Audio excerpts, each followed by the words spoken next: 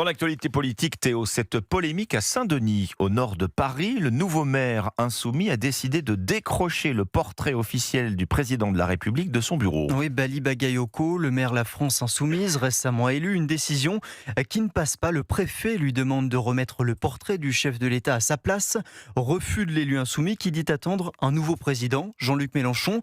Mais concrètement, Arthur Delaborde, un maire est-il obligé d'afficher le portrait du président de la République dans sa mairie ? Juridiquement, Bali Bagayoko ne risque rien, car en France, afficher le portrait du président dans une mairie relève de la tradition républicaine, pas de la loi. La Constitution protège le drapeau tricolore, l'hymne national ou la devise de la République. Mais le portrait du chef de l'État n'y apparaît nulle part. Le ministère de l'Intérieur l'avait d'ailleurs rappelé dès 2009. Aucune sanction administrative ou pénale n'existe contre les maires qui choisissent de décrocher le portrait présidentiel.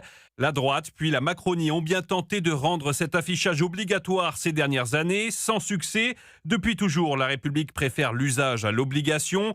Une seule exception dans l'histoire, le régime de Vichy qui avait imposé le portrait du chef de l'État dans les mairies en 1940. L'obligation sera supprimée à la Libération. Le maire de Saint-Denis bouscule les symboles républicains, mais sans franchir la ligne rouge de la loi. Explication Arthur Delaborde du service politique d'Europe 1.